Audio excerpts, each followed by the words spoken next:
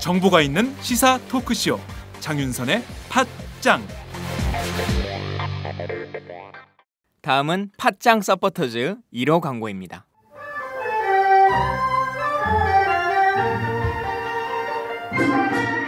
양꼬치집에 대한 모든 편견을 깼다. 풍무 양꼬치. 착한 가격, 품격 있는 공간. 국내외 유명인들도 자주 찾는 풍무 양꼬치. 나는 그 집 양갈비가 훨씬 맛있던데. 누나, 나는 그 집 맛있는 요리들이 지금도 잊혀지지 않고 있어요. 단체석이 많아 모임하기 좋은 곳. 풍무 양꼬치. 대림역과 구로 디지털 단지 역점 두 곳에 있습니다. 예약 문의 02809-9292, 02809-9292. 잠깐, 팟짱 애청자라고 말씀하시면 통큰 서비스를 제공합니다.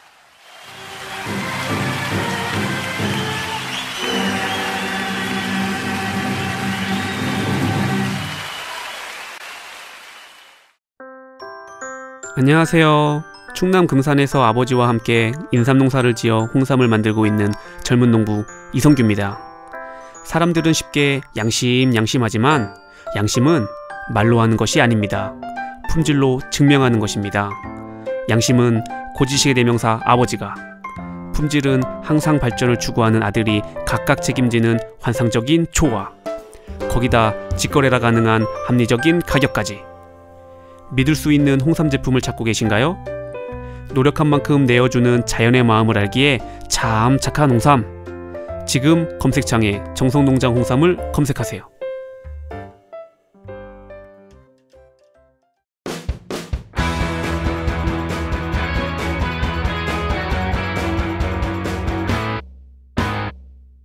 색깔 있는 인터뷰. 색깔 있는 인터뷰 시작하겠습니다. 국정원 해킹 사태가 장기화 국면에 접어들고 있는 상황인데요.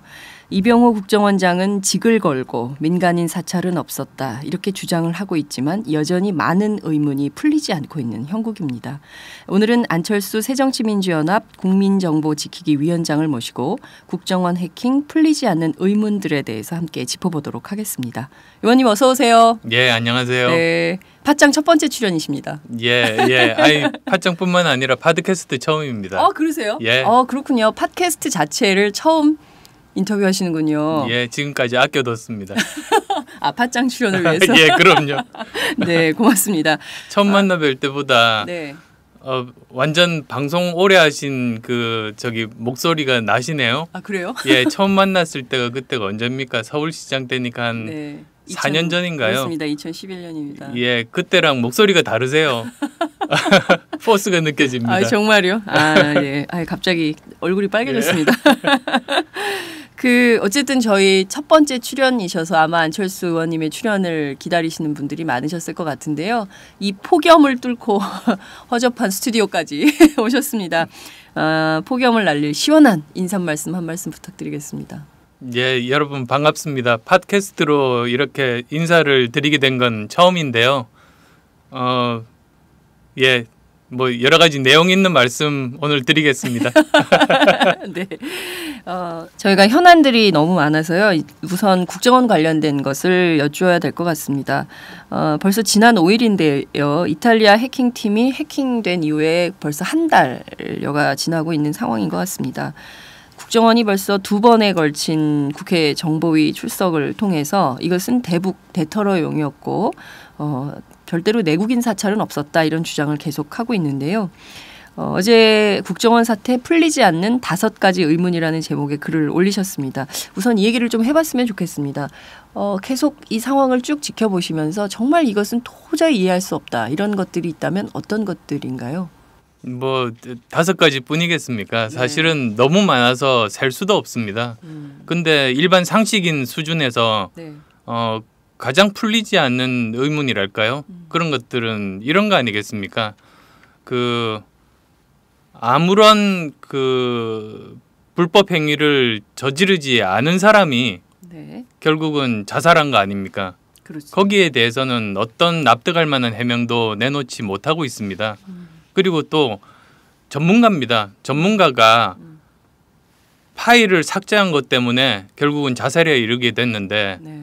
그 삭제를 나중에 100% 완벽하게 복구 가능한 방법으로 삭제를 했던 겁니다. 그러고 자살했다. 그것도 납득이 되지를 않죠. 네. 그리고 또 이 삭제 관련해서 보면 국정원 같은 정보기관은 그 자체가 실무자가 삭제를 못합니다.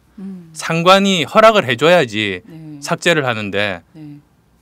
이 왜 삭제됐는가? 그러면 어떤 사람이 상관이 허락을 했는가? 그 질문에 대해서 자꾸 피해만 가고 답을 하지 못하고 있습니다. 네. 그러니까 뭐 이런 것들이 다 명쾌하게 해명되지 않은 상태에서 네네. 자꾸 다른 뭐 주변만 두드리고 변죽만 울리고 있는 거죠. 그러니까요. 말씀하신 대로 지금 이런 내용뿐만 아니라 임 과장의 자살 과정, 특히 이제 마티즈를 왜 그렇게 갑자기 폐차를 했을까? 그 폐차한 업체 주인은 전에 국정원 관련된 폐차를 했던 분이고, 뭐 굉장히 의혹들이 많이 있습니다. 이것은 뭐 비단 국회의원이 아니더라도 일반 시민적 시각에서도 계속 의문이 남는 상황이어서 저작거리에서는 저 사람이 정말 자살한 것은 맞아? 그 사람이 맞아? 이런 얘기들까지도 그 시민들이 국민적 의혹을 제기하고 있는 이런 상황인데요. 무엇보다 국정원은 지금 그 앞서 말씀해 주신 대로 스스로 목숨을 끊은 임 과장이 이 RCS 프로그램이라는 것을 전부 통합 관리했기 때문에 관련해서는 그 사람이 숨졌기 때문에 우리는 사실을 파악할 수 없다. 이런 입장을 또 제기하고 있거든요. 이 정말 어떻게 보면 얼토당토하는 입장 아닌가 이런 생각이 좀 드는데요. 이런 국정원의 입장은 좀 어떻게 이해를 해야 될까요? 그 부분에 대해서도 정말 많은 의문이 남는 것이 우선은 그 지금 밝혀진 대로 이 일은 5명 정도의 팀이 계속 하고 있었습니다. 아, 5명이요? 예. 수명이 5명이군요. 그 팀원이 그 정도로 지금 알려지고 있는데요. 네네. 그리고 또 올해 4월에 네. 이제 다른 사람들에게 인수인계를 하고 이 그 자살하신 분은 네. 다른 부서로 떠났습니다. 그러니까 그것만 보더라도 이 그 돌아가신 임 과장뿐만 아니라 다른 4명 정도의 실무자가 있었고 네. 또 상관이 있었고 네. 그리고 더구나 이번에 네. 그 떠나면서 네. 모든 것을 완벽하게 인수인계를 한 지금 현재 또 담당자가 있습니다. 아, 그러니까 임 과장이 돌아가셨다고 해서 네. 그분이 했던 모든 일들이 다 그냥 묻혔다?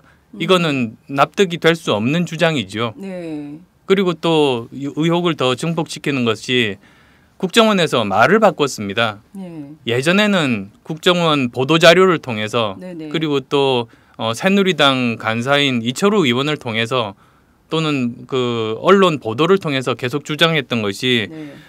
단순한 그 기술자다. 네. 감청 대상에 대해서 지시를 받고 그 업무를 수행했을 뿐이다. 네. 이런 입장이었습니다. 네. 그러다가 갑자기 국정원장이 정보위 출석하면서 그 말이 완전히 바뀝니다. 총책임자로 바뀌었습니다. 맞아요. 그래서 이 사람이 돌아가셨기 때문에 우리들은 알 수가 없다. 이제 그렇게 바뀌었는데요. 네. 왜 바뀌었는지에 대한 설명도 없을 뿐더러 또 만약에 뭐 총책임자라고 하죠. 네. 만약에 총책임자라고 하면 지금 국정원에서 그러지 않습니까? 그 파일을 로그 파일을 내놓으라고 하는 그 요구에 대해서 예. 국정원 측의 답변은 그러면 국정원 문 닫아야 된다. 네. 그 정도로 민감한 정보들이 많다고 하는데요. 네. 그러면 그런 정보를 이런 사급 공무원한테 전부 다 맡겼다는 말입니다. 그리고 또 한 걸음 더 나아가서 네. 외국의 해킹팀이라는 회사에다가 맡겼다는 그러니까요. 거거든요. 예.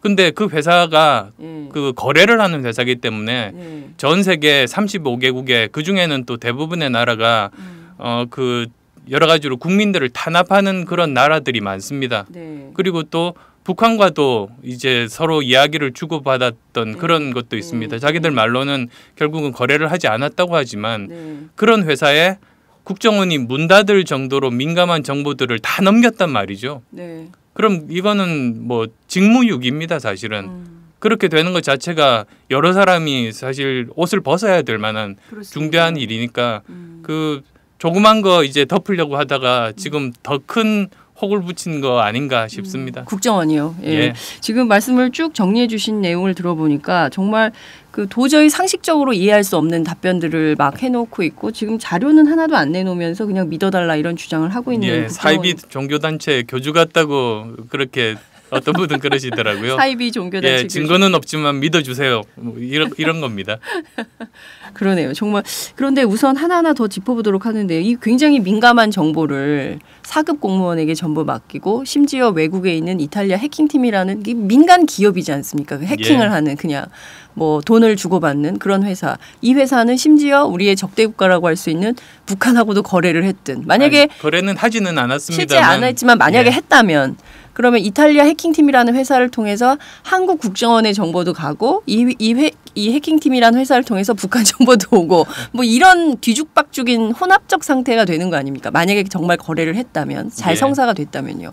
그러면 사실 우리 안보는 그냥 민간 회사를 통해서 뻥뻥 뚫리고 있는 지경이다. 그래서 이렇게, 이번에 국정원이 면피하려고 설명을 한 것 자체가 네. 국가적으로 저는 정말로 부끄러운 일이라고 생각하고 아마 지금 여기 내부에서 국내에서 오고 가는 이야기들을 네. 전 세계 정보기관이 지금 보고 있을 겁니다. 그렇죠. 그런데 정말 국가적인 망신을 이번에는 당했고 네. 저는 국익을 심각하게 훼손하는 발언이라고 봅니다. 그렇죠. 아 정말 창피해 죽겠어요. 예.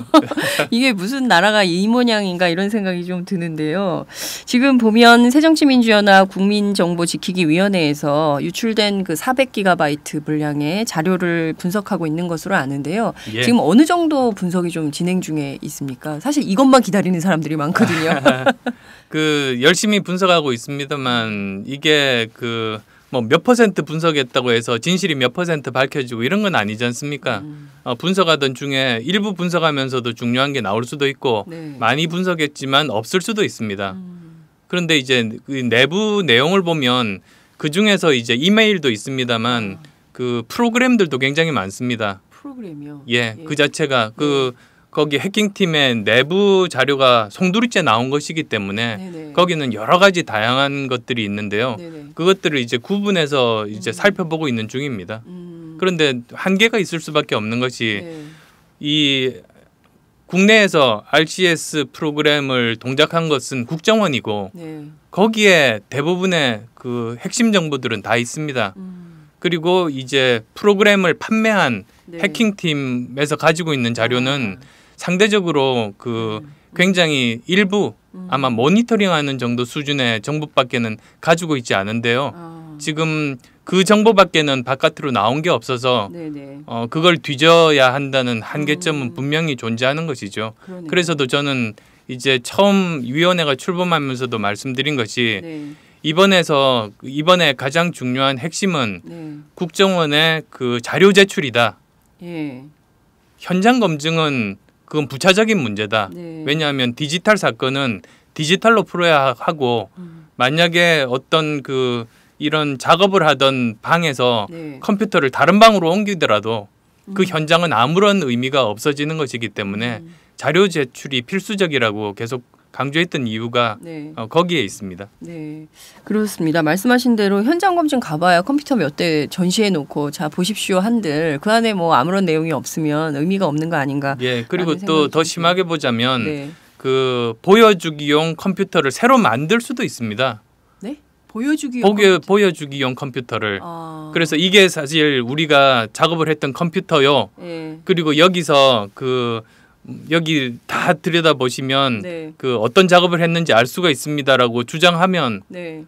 그러면 그게 실제 컴퓨터인지 아닌지 알 수 있는 방법이 없지 않습니까? 결국 국정원의 노림수는 이런 거였다고 볼 수 있네요. 국회의원들 오시라고 해서 컴퓨터 이게 그 해킹된 것들입니다라고 보여주고 사진 찍고 그것이 예. 언론에 나오고 그리고 현장 검증 끝 그리고 이 사건은 없었던 걸로 이렇게 예, 하고 싶었던 의도가 명백한 것이네요. 예. 그러면 야당이 사실 여기에 응해서는 절대로 안 됐던 것이다 이런 생각이 다시 또 드네요. 그래서 제가 선결 조건 세 가지를 말씀을 네. 드렸습니다. 네, 그래서 첫 번째는 자료 제출, 네, 그리고 두 번째는 전문가 참여, 최소한 5명은 필요하다. 네, 그리고 세 번째는 최소한 한 달의 분석 기간이 필요하다. 네. 그렇게 말씀을 드렸던 이유가 바로 거기에 있고 아, 그것 없이는 이제 뭐 현장 검증은 의미가 없는 거죠.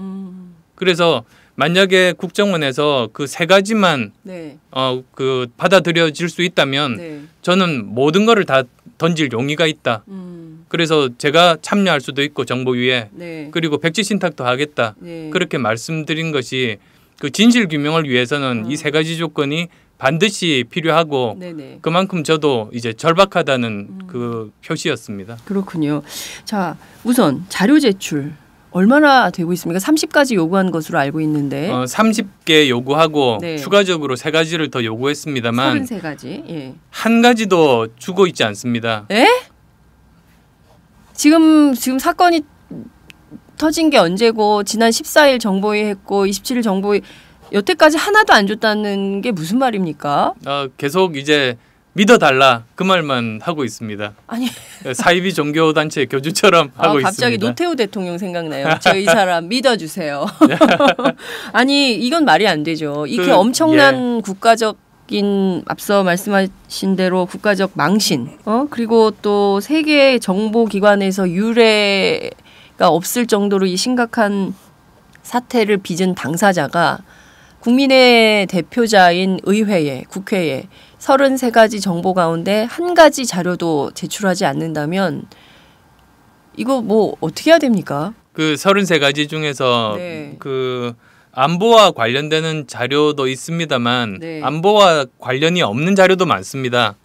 그래서 예를 들자면 네. 그 국정원 내의 내규 같은 것들이 있지 않습니까? 네. 삭제 권한이 누구에게 있고 뭐 네. 이런 자료들까지 있는데 네. 그런 자료들까지도 지금 내놓지 않고 있습니다.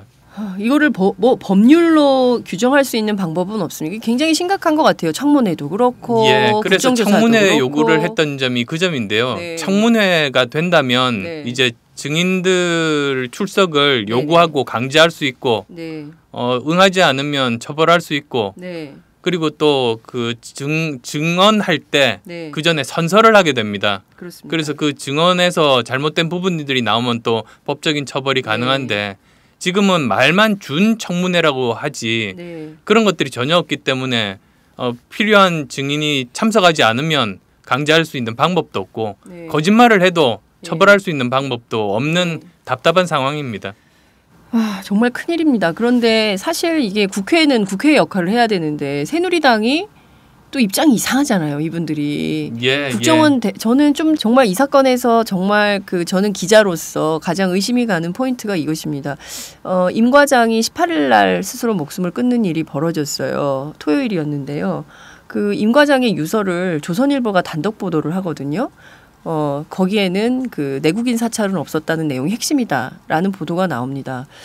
그런데 이 유서는 그 월요일 지나서 그 다음 주에 경찰이 발표를 해요. 그때서야 유족들도 봤다고 얘기를 하는데요. 도대체 조선일보는 어디서 그런 정보가 있는 것인지. 뭐 그것뿐만이 아니라 네. 여러 가지 국정원 그 내부 자료들 예를 들면 그 SKT 네. 그 전화 기록이라든지 네네. 이런 것들을 새누리당 의원이 나와서 언론에 대고 자료를 이렇게 눈앞에서 흔듭니다. 그러니까요. 예. 그건 국정원 대변인이지 국회의원이 아니거든요. 그러니까 기본적으로 상식 이하의 말이 안 되는 행동을 하면서도 스스로는 이게 부끄러운 일이라는 걸 모르고 있습니다. 정말 그렇습니까? 좀 창피하지 않나요? 저희 그 언론 앞에서는 뭐 그렇게 할 수 있지만 의원님들끼리 만났을 때는 그래도 좀 내가 창피했어 이런 말은 좀 하지 않을까요? 그런 인식이 저는 없는 게 굉장히 문제라고 보는데요. 그러니까 국회의원이 뭔지에 대해서 모르는 사람이 국회의원이 된 겁니다. 아니 그래서 국정인 대변인으로 나중에 취직하시면 좋겠다 싶습니다. 내년에 공천 못 받으면. 그분들은 좋겠어요. 일자리가 보장되네요. 일자리가 보장돼 있네요. 국정원 대변인. 정말 참 이 정치 현실을 어떻게 이해를 해야 될지 정말 답답한 상황인데요. 전문가 참여 5명은 필요하다라고 말씀을 하셨습니다. 전문가 참여에 대해서 거의 알레르기 반응을 보이고 있어요. 국정원이. 그러니까 전문가도 네. 그 구체적으로 명시를 했습니다. 어떤 분야의 전문가들이 필요한가. 그래서 여러 가지 그 기술들을 나열을 했습니다. 그래서 최소한 5명이 총체적으로 팀을 이루어서 일을 할 때 네. 해킹이라든지 네트워킹이라든지 또 데이터베이스 네. 그리고 포렌식 및 삭제 등등 네. 여러 가지 기술들을 가지고 있어야 예, 예. 그분들이 이제 외부와 단절된 상태에서 왜냐하면 국가 기밀이니까 그렇죠. 이제 외부와 단절된 상태에서 그 5분이 진실을 규명할 수 있다고 본 건데요. 예. 그걸 못 하겠다는 겁니다. 그래서 이유는 뭡니까? 그 이유라는 게 네. 뭐 이해가 가지 않는 이유죠. 또 역시 왜냐하면 저희가 그랬습니다. 이런 그 전문가들이 참여를 하는데 네. 물론 이분들은 다 신원조회 받아야 되고 그다음에 각서도 쓰고 나서 참여하면 된다고 했습니다. 네. 그랬더니 그래도 안 된다는 겁니다. 그래서 저는 참 이해가 가지 않는 것이 아니 이렇게 대한민국 국민 각서 쓰고 신원조회 통과한 사람도 못 믿는데 네. 어떻게 이탈리아의 외국에 그렇게 국가 기밀을 다 맡겼는지 네. 그 대담함은 어디서 나오는지 저는 알 수가 없습니다. 그러니까요. 이게 정말 이해할 수가 없네요. 그러니까 기본적으로 이런 태도로 미루어 볼 때 국정원이 진실 규명에 의지가 있는 거냐라는 의심이 좀 드는 건데요. 뭐 어쨌든 이거는 좀 이따가 나중에 다시 얘기를 해보도록 하고요. 최소한 한 달 동안의 분석 기간은 필요하다고 말씀하셨는데요. 그 이유는 어디에 있나요? 빨리빨리 안 되는 건가요? 어떤 그 신문 보도에서도 네. 고려대학교 교수님이 나오셔서 네. 로그 파일 분석에 얼마나 시간이 걸리는가 2-3달 정도 필요하다고 말씀을 하신 네네. 적이 있습니다. 네. 그리고 지금 이제 일부 알려진 내용들을 보니까 이게 그 몽고DB라는 것을 이용을 하는데 네. 그걸 이제 서버를 5개 정도를 이제 모아서 사용을 했다고 그럽니다. 그러면 그거보다도 훨씬 더 복잡합니다. 몽고DB라는 게 어떤 건가요? 저희는 잘 여러 가지 그 데이터베이스 형식들이 있는데요. 네. 그 중에서 하나입니다. 그런데 이제 크게 데이터베이스를 네. 2가지로 나눕니다. 그 SQL 방식이라는 게 있고 이제 네. NoSQL이라는 게 있는데요. 그 중에서 이제 NoSQL 계열에 속하는 그 데이터베이스 형식입니다. 네. 근데 그것 자체가 그 소스들도 알려져 있고 그 많은 분들이 다양한 용도로 쓰고 있는 그래서 뭐 물론 전문가를 찾으려면 그 여러 가지로 이제 다양한 전문가들을 찾아야겠습니다만 네. 그 자체가 그 분석이 불가능하거나 그러지는 않습니다. 그렇군요. 기본적으로는 국정원이 정보를 내놓고 특히 이제 로그 파일이 있어야 그 내용에 어떤 중요한 건 두 가지일 것 같아요. 내국인에 대한 사찰이 있었나? 정말 대북, 해외, 북한 공작원을 대상으로 한 것이었냐? 이거만 밝혀진다면 우리 국민들이 굉장히 안심할 수 있을 것 같은데 정보는 그러니까 근거는 하나도 내놓지 않고 무조건 믿어달라고 하니까 이런 사태가 계속 벌어지고 있는 것 같은데요. 자, 우선 그래서 제가 이제 계속 처음부터 이제 강조를 하는 것이 이 문제의 핵심은 네. 정보기관의 무능 문제라고 그랬습니다. 그렇게 규정을 했습니다. 네. 정보기관이라는 게 속성상 잘한 일이든 못한 일이든 언론에 나오는 것 자체가 저는 문제라고 봅니다. 그렇습니다. 잘한 일 자랑하면 그건 정보기관으로서 아주 기본적인 상식이나 자격도 없는 것이고 네. 불법적인 일로 언론에 나오면 그 자체도 잘못된 거지만 또 무능한 겁니다. 그렇습니다. 그래서 어떤 분들은 그 특히 이제 보수 그 언론에서는 이런 논리를 펴지 않습니까? 북한이 있는데 네. 정보기관 흔드는 거는 북한에게 도움을 주는 행위라고 네. 하는데 그러면 무능한 정보기관 덮어주고 네. 그대로 가자는 건데 아니 어떻게 무능한 정보기관에게 북한이라는 존재가 있는데 모든 걸 맡기고 안심하고 잠을 잘 수가 있겠습니까? 네. 저는 이거는 그 제대로 된 보수가 이야기할 수 있는 부분은 아니라고 봅니다. 네. 그래서 저도 주장하는 것이 네네. 철저하게 무능과 불법에 대해서는 밝혀진 무능과 불법에 대해서는 책임을 묻고 네. 국정원이 제대로 된 방법으로 실력 있게 일을 하게 만들어야 된다. 네. 그런 취지에서 일을 하고 있습니다. 네. 굉장히 중요한 포인트를 말씀해 주신 것 같습니다. 이 무능하고 불법적인 요소에 대해서는 반드시 누군가는 책임을 져야 될 것 같아요. 우리가 보면 메르스 사태 때문에 얼마나 많은 사람들이 전 국민이 불안에 떨었습니다. 저희가요 이 스튜디오에서 녹음을 하면서 끝날 때마다 가서 손을 씻었어요. 서로 말도 잘 안 했습니다. 혹시 김윤상이 메르스일까봐 그런 정도로 다들 쫄아 있었어요. 그런데 결국 그 문용표 장관 책임 안 지고 있습니다. 그게 계속 은근슬쩍 넘어가고 하고 있잖아요. 그리고 지금 이 국정원이 어마어마한 사태도 누구 하나 책임지지 않고 그냥 구렁이 담 넘어가듯이 넘어가자 국민이 도저히 용납할 수 없는 일인 것 같습니다. 그래서 뭐 그런 모습들을 저는 보면서 메르스가 뭔지 모르는 복지부 장관에다가 해킹이 뭔지도 모르는 그 국정원장에다가 이런 게 우리나라 지금 모습 아닌가 싶습니다. 아마 답변들은 하지만 실제로 그 내용에 대해서 이해를 못하는 사람들이 보고받고 결정권을 행사하고 있는 게 지금 대한민국의 문제 중에 하나죠. 그러니까요. 제가 서울시 관계자한테 들었는데요. 메르스 사태 때 저 35번 환자의 문제를 제기를 했을 때 문용표 장관이 그러시더래요. 전화를 해서 서울시장께서 너무 다급하셔가지고 전화를 해서 막 이런 일이 있습니다 했더니 네? 누구요? 그런 얘기를 하셨다는 거예요. 말씀하신 대로 정말 메르스가 뭔지 모르는 보건복지부 장관 또 해킹이 어떻게 되는 건지도 모르는 국정원장이 앉아서 이거를 컨트롤하고 있는 우리나라의 현실을 대정부 질문할 때 이제 문영표 장관 이제 앞에 두고 가장 기본적인 질문을 했습니다. 사실은 그래서 핵심적인 질문 전에 아주 기본적인 사실 확인해서 그 사람이 이제 답변을 제대로 하게 하고 그 다음에 핵심 질문으로 가는 거지 않습니까? 그렇죠. 그래서 저도 가벼운 마음으로 가장 기본적인 거 질문을 했더니 모르는 겁니다. 그런데 그게 몇 번 반복이 되니까 그 저 뒤에서 새누리당 의원께서 그것도 모르냐고 고함을 질렀어요. 그래서 저는 국회에서 보통 보면 야당 의원이 장관 공격하다 보면 새누리당 의원들이 오히려 장관 편에서 비호를 하고 야당 의원하고 싸우는 일이 뭐 굉장히 많이 일어나는데요. 이번 경우처럼 야당 의원 편을 들어서 새누리당 의원이 장관 야단치는 거는 거의 처음입니다. 그 정도로 무능하죠. 그러니까요. 이 무능한 사람들한테 국가를 맡겨 놔도 되는 것인지 아마 저희 이 방송 듣고 계신 애청자분들께서 한숨들을 다 같이 쉬시고 계시지 않을까라는 생각이 좀 듭니다.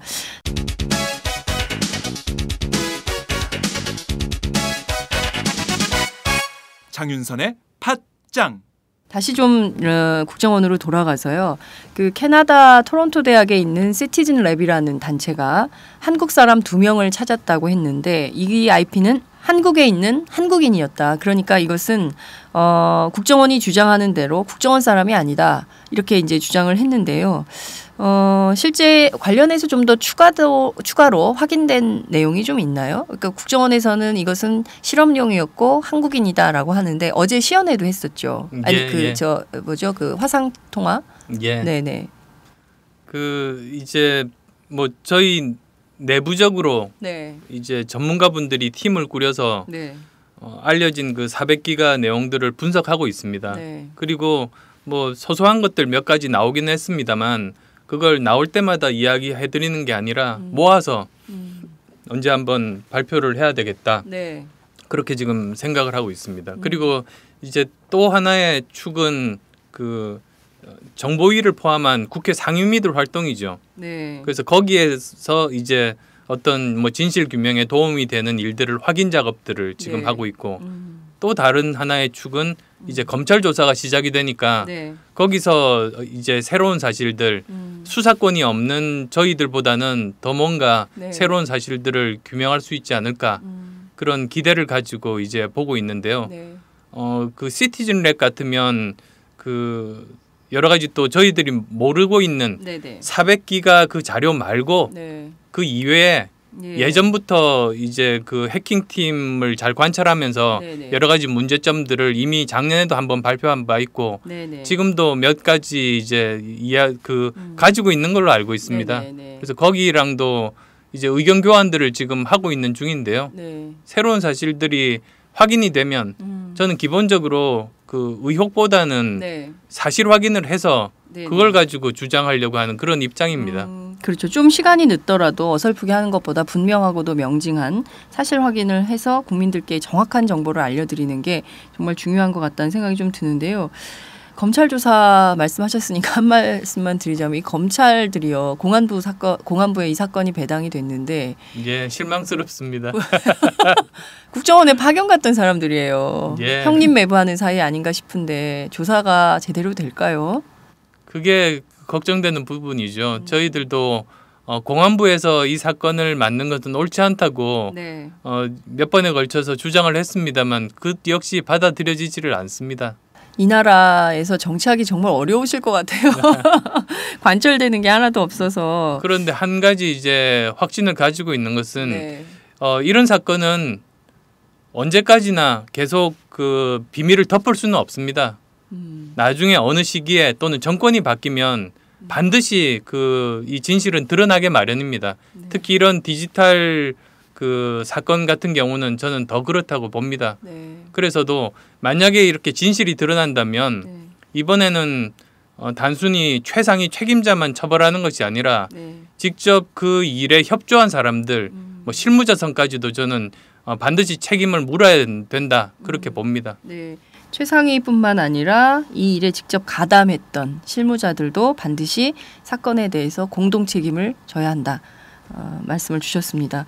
자, 그나저나 허손구 나나테크 사장이 출국해 버렸어요. 예. 이 사건의 중심에 있는 사람을 해외로 나가게 하는 것을 용인해도 되나에 대한 비판이 굉장히 많았는데 그는 지금 돌아오지 않고 있는 상황입니다.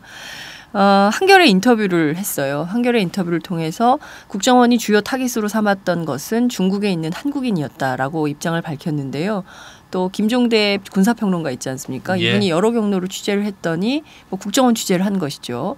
그 결과 중국 내 한국인은 기무사 소령이었다. 이렇게 악의를 맞춘 거예요. 2명. 예. 이렇게 가는데 자 그러면 국정원이 정말 우리가 국정원을 정말 믿어서 중국 내 한국인 기무사 소령 뭐 이런 어떤 성과를 내는 일도 해킹을 통해서 했다라고 주장을 할 수 있어요. 그것이 다일 가능성 있을까요?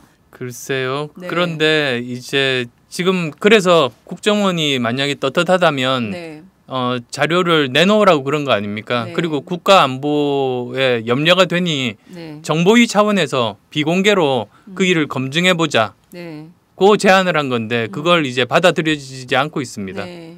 그다음에 또 이런 아까도 말씀드렸던 자살한 분에 대한 가장 기본적인 질문들 네. 그분이 아무런 문제가 없는 자료를 삭제해놓고 왜 자살을 했는지 왜 100% 복구 가능한 방법으로 삭제하고 그에 대한 책임을 질까봐 자살을 하셨는지 이런 기본적인 것에 대한 질문을 대답을 못하고 있습니다. 네. 그리고 또 모든 그 정보기관은 네. 중요한 일을 한 팀만 하지 않습니다.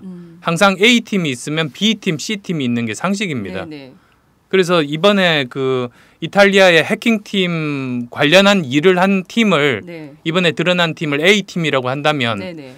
또 다른 프로그램으로 일을 하고 있는 B팀이 반드시 있습니다. 그러면 A팀에서 했던 일뿐만 아니라 네. 사실은 B팀에서도 과연 민간인 사찰을 하는가에 대한 검증이 필요합니다. 이런 부분들에 대해서도 그렇죠. 답을 안 하고 있는 거죠. 예. 뭐 누군가는 그러더라고요. RCS 프로그램에 이렇게 들통이 났기 때문에 또 다른 프로그램으로 지금 또 뭔가를 하고 있을 것이다. 그러지 않으면 그건 정보기관도 아니다. 뭐 이런 얘기를 하기도 합니다. 그러면 그 가능성에 대해서도 당연히 확인을 해야 되는 것이 국회 의회의 역할인데 그조차도 못하게 국정원이 방해하는 거 아닙니까? 정보위가 비공개로 네. 존재하는 이유가 그것 아니겠습니까? 네. 항상 견제와 균형이 중요한데 민주주의 이 체제 하에서 네. 그런데 그 민간인 사찰 부분으로 악용하는 부분들이 있으면 그건 정부위 차원에서 내부에서 제동을 걸어야죠. 네. 그런데 그것까지도 막는다는 것은 이건 뭐 제대로 된 그 체계가 아닌 겁니다. 그렇습니다. 앞서 시티즌 랩 관련한 말씀을 주셨는데요. 이 빌 마크잭이라는 연구원에 따르면 35개국 국가에서 RCS 프로그램을 돌릴 때 대부분이 언론인이거나 민간인이었다. 특히 이제 인권운동가들, 시민운동가들이 많았다라는 주장을 했습니다. 그렇다면 다른 나라의 원용 사례를 비추어 볼 때 한국에서도 언론인이나 민간인이 타깃이었을 가능성, 특히 정치인들에 대한 사찰이 있었을 가능성이 매우 높다. 이렇게 저희들은 추론해 볼 수도 있을 것 같은데요. 그 점은 좀 어떻게 보십니까? 그 점에 대해서 네. 그 제대로 규명하고자 네. 이번에 이 일을 하는 것 아니겠습니까? 네. 그래서 국정원이 떳떳하다면 네.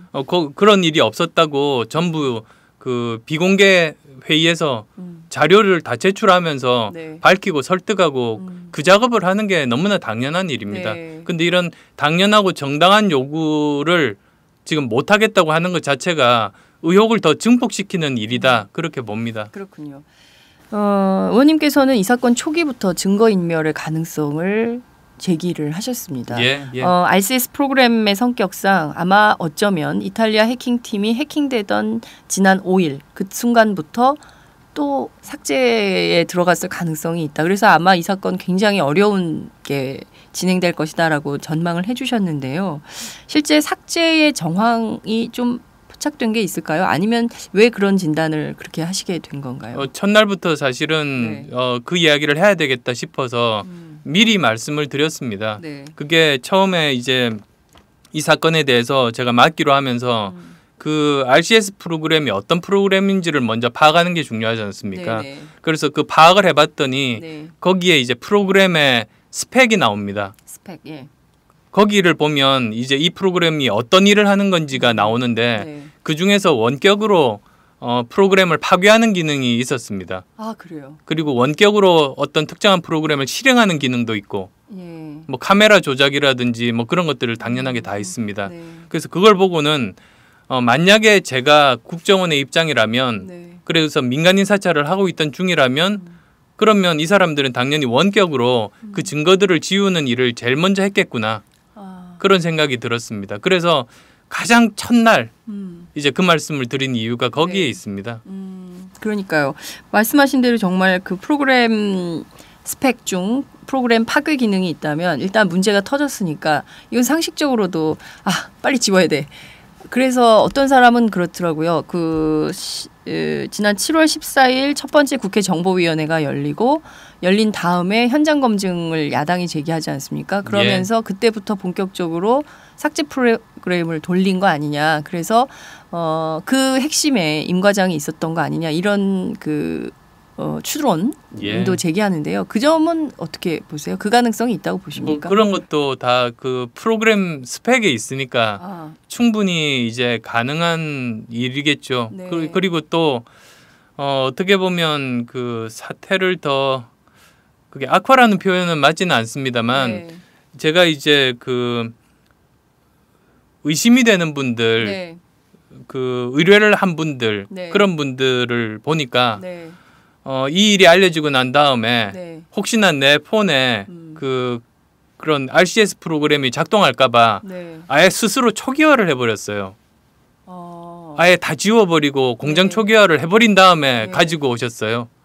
그러니까 아이고. 어떻게 보면 국정원에서 원격으로 지우기도 전에 본인들이 스스로 다 없애버린 겁니다. 자기 검열이 왜 이렇게 심하셔? 그래서 그런 분이 예상외로 생각보다 굉장히 많았습니다. 그래요. 그래서 그게 아마 국정원에서 원격으로 지우고 네. 또 스스로 자기 검열 때문에 지우고 예. 이런 것까지 다 지금 뭐 혼재한 그런 상황인 거죠. 뒤죽박죽인 상황이네요. 차라리 그걸 그냥 그대로 갖고 있었으면 그것을 하나의 어떤 증거로 예, 볼수 맞습니다. 있을 텐데. 차라리 전원 꺼놓고 네. 사용하지 않은 채로 네. 그대로 가지고 오셨으면 네. 그 내부에서 확인을 해드릴 수가 있는데 네. 그런 점들이 좀 아쉽습니다. 네. 정말 좀 그런 것들이 박자가 좀 잘 맞으면 좋을 텐데 답답함이 드네요. 언론의 문제를 좀 얘기를 해야 될 것 같습니다. 이 사건 사실은 국정원 해킹도 해킹이지만 이것이 민주주의를 위협하는 요소이기 때문에 저희들이 이렇게 어떤 문제들이 있는지 하나하나 꼼꼼히 짚어보는 것인데요. 조중동 같은 큰 언론들이 거의 이 사건을 다루지 않고 있습니다. 더 답답하시죠. 그래서 그래서 좀 이렇게 언론이 다 사실은 같이 좀 이런 민주주의의 문제를 함께 좀 싸워야 되는데 언론이 그러지 못하는 것에 대해서는 좀 어떠신지. 제가 무능이라고 말씀드렸던 네. 이유가 사실 제가 오랜 문제의식을 가지고 있어서입니다. 예전부터 제가 그 안랩이라는 회사를 할 때도 그랬습니다만 어쩌면 지금까지도 상황이 나아지지가 않는 것 중에 하나가 그 너무 허접해요. 너무 실력이 없습니다. 그러니까 또 저렇게 또 쉽게 또 발각이 되고 외국 기관에 전적으로 중요한 것들을 의존하고 이런 거 아니겠습니까? 그러니까 이런 문제 또 중심에 국정원도 사실은 있는 것이 국정원에서 정책 결정권자분들이 네. IT라든지 해킹에 대한 최신 기술에 대한 지식이 없는 분 같으면 당연히 거기에 대해서 집중하거나 실력을 기르는 일을 등한히 하겠죠. 네. 그래서 지금은 정말 그 전 세계적으로도 정보기관 중에서도 우리가 어느 정도 수준인지 객관적으로 따져봐야 될 때가 지금이라고 봅니다. 네. 그래서 어떻게 하면 그 사이버 그 역량들을 좀 더 높일 건지 네, 네. 그런 문제와 덧붙여서 이제 문제 제기를 하고 싶은데요. 네, 네. 그래서도 저는 무능 이야기를 꺼낸 이유가 그랬습니다. 네. 그래서 지금 이거는 보수 진보가 아니지 않습니까? 네. 그래서 보수 언론들도 이런 부분에 대해서는 좀 관심을 가지고 해야 되는데요. 이런 부분이 발전하는데 발목 잡는 것도 역시 국정원입니다. 왜냐하면 이 관심 가진 여러 가지 다양한 그 예를 들면 군대라든지 네. 경찰이라든지 많이 있습니다. 네. 그런데 이 다 자기 영역이라고 국정원이 생각하기 때문에 자기는 할 능력이 부족하면서 네. 다른 부분에서 가져가서 뭐 경쟁적으로 그 부분을 발전시키는 건 다 차단합니다. 또 국정원이. 자기만 잘해야 되는 거예요. 그죠? 예, 그래서 이건 내 영역이야라고 하면서 네. 그 자기는 제대로 못 하고 있는 게 지금 이 부분인데요. 네. 미국 같은 경우는 그래서도 그 백악관이 네. 전체를 컨트롤 타워 역할을 담당을 하고 있습니다. 네. 그러니까 어떻게 보면 우리도 예전부터 여러 가지 이야기가 나왔습니다만 이건 청와대가 컨트롤 타워 역할을 하면서 이렇게 나눠주고 서로 경쟁하게 하고 네. 그렇게 해야겠죠. 또 서로 견제하게 하고. 그렇습니다. 그래서 능력 있고 불법적인 일을 저지르지 않는 그 정보기관으로서 제대로 역할을 할 수 있도록 네. 체계를 잡아가는 일이 중요하다고 봅니다. 네. 말씀하신 대로 능력 있고 지금 이게 굉장히 일리걸하다는 거 아닙니까? 예, 일리걸해서 경찰은 안 했다는 거잖아요. 경찰청장이 그런 얘기까지 했는데 그 부분에 대해서 수사는 또 제대로 안 하고 있고 뭐 이런 좀 상식에 맞지 않아요. 말씀하신 대로 굉장히 허접한 상태로 국가 운영이 되고 있는 거 아닌가라는 생각이 계속 드는데요. 이게 뭔지 아는 사람들이 별로 없어서 그렇기도 할 겁니다. 그런가요? 사이버 전문가가 많지 않아서 그런 뭐 아까 벌어진 것일까요? 그 전문가일 필요는 없는데요. 네. 기본적으로 이제 그 전 세계적으로 이 정보화 시대에 세계가 어떻게 흘러가는지 네. 이런 것에 대한 기본적인 상식 네. 소양을 가지고 있는 분들이 네. 의사결정권을 가져야 되는데 맞아요. 우리가 지금 그러지 못하죠. 그래서 아까도 말씀드렸듯이 해킹이 뭔지도 모르는 국정원장에다가 메르스가 뭔지도 모르는 복지부 장관에다가 이런 사람들이 다 보고받고 의사결정한 게 이 지금 결과를 초래하지 않았나 싶습니다. 그러니까요. 말씀하신 대로 지금 상황은 매우 답답한 것 같습니다. 뭐 국가 운영도 그렇고요. 뿐만 아니라 특히 이제 국정원이 해킹 사태와 관련해서는 이게 지금 국정원은 정보를 내놓지 않고 있고 뭐 더 숨기겠죠. 더 인멸할 가능성도 있고요. 그리고 언론은 사실 그 적극적으로 보도하지 않고 있습니다. 그리고 이 사건 책임자라고 볼 수 있는 박근혜 대통령, 황교안 총리 침묵으로 일관하고 있는 매우 어려운 상황입니다. 사실 이게 야당하고요. 새정치민주연합 국민정보지키기위원회하고 이 한겨레, 경향신문, 오마이뉴스 같은 이 작은 언론들, 뉴스타파 이런 작은 언론들만 붙어서 싸우고 있는 겁니다. 이 작은 언론들 또 이제 야당이 막 절대적으로 힘을 쓸 수 없는 이 상황에서 정말 요구되는 게 진짜 정치 아닌가라는 생각이 좀 드는데요. 사건의 사건을 제대로 풀 수 있는 핵심적인 열쇠는 어디서 어떻게 만들어질 수 있을까요? 이걸 좀 어떻게 풀어야 될까요? 최대한 노력해 보겠다는 말씀 그리고 또 결국에는 진상이 밝혀질 수밖에 없다는 믿음을 가지고 있다는 말씀드리겠습니다.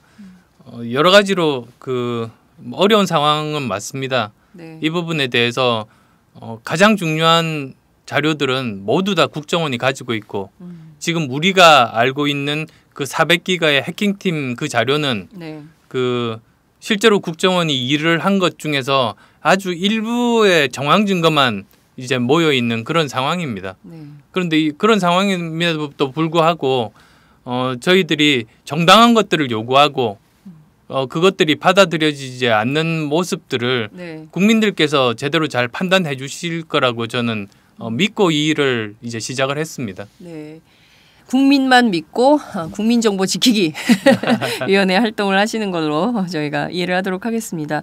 그런데요, 국정원이 아주 묘하게 이 프로그램을 구입을 했어요. 바로 2012년 1월인데요. 시점이 참 애매합니다. 총선 석 달 앞둔 시점이고요.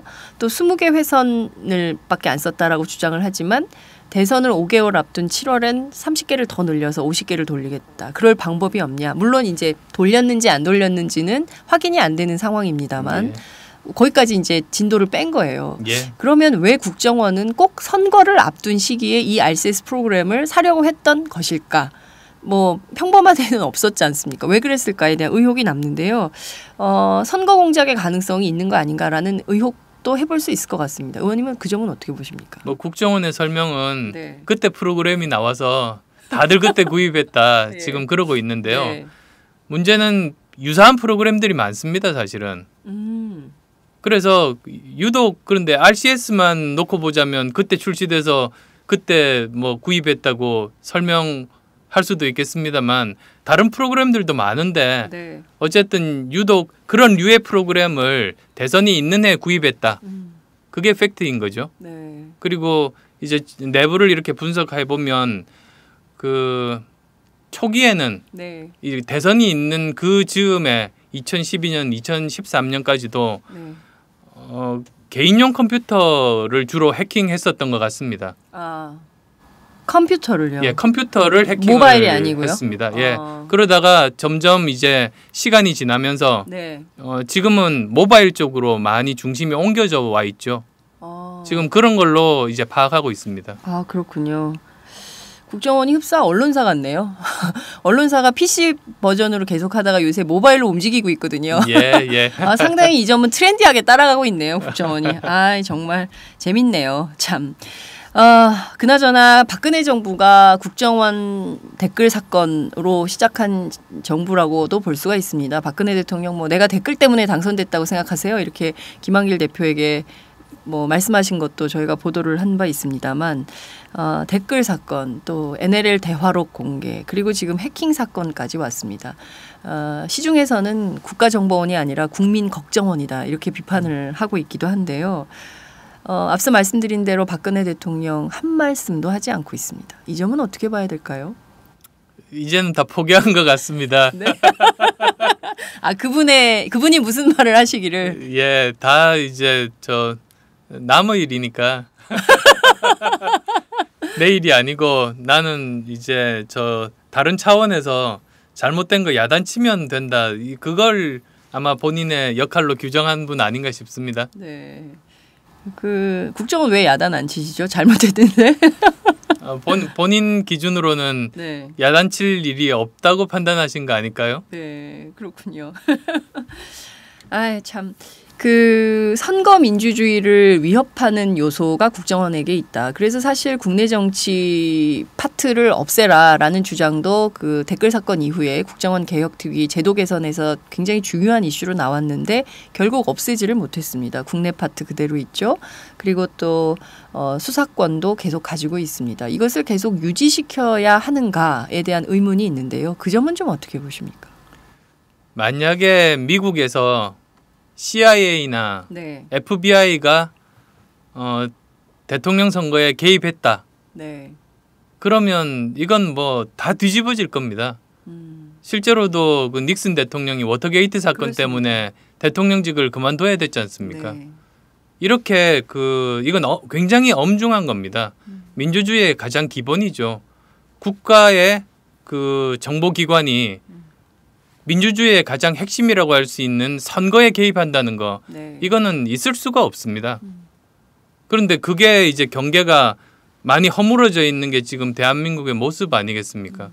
그래서도 이걸 제대로 바로 잡으려는 거고, 네. 이걸 바로 잡지를 못하면 당장 가까이는 지금 8개월 앞으로 다가와 있는 총선에 개입할 테고, 네. 그 다음에 또 대선에 더 극악하게 개입하겠죠. 이런 일들은 무슨 일이 있어도 막아야 된다. 그런 생각을 합니다. 그러기 위해서도 네. 이번에 그 진실 규명까지는 굉장히 험난하고 어쩌면 진실이 밝혀지지 않을 수도 있습니다만 계속 지속적으로 문제 제기하고 하나라도 제대로 된 제도를 만들어서 그런 일이 못 일어나게 막고 네. 국민들의 그 여론을 환기시켜서 국민들과 함께 이 일에 대한 지속적인 문제 제기를 하고 그 일이 필요하다고 봤습니다. 네. 처음 제가 이제 그 위원회 만들면서 이 위원회가 할 일은 3가지라고 처음부터 규정을 했습니다. 네. 그 첫 번째가 진상규명, 두 번째가 제도 개선, 네. 그리고 또 세 번째가 전 국민적인 공감대 확산 및 그 염려, 걱정하시는 부분들을 불식시키는 일, 네. 그렇게 규정을 했던 이유가 바로 그래서입니다. 그렇습니다. 정말 이 3대 과제는 반드시 위원회가 좀 매듭을 정확하게 잘 지었으면 좋겠다는 생각이 좀 들어요. 네, 꼭 그럴 겁니다. 네. 위원장님께서 정말 잘 해내실 거라고 저희도 믿겠습니다.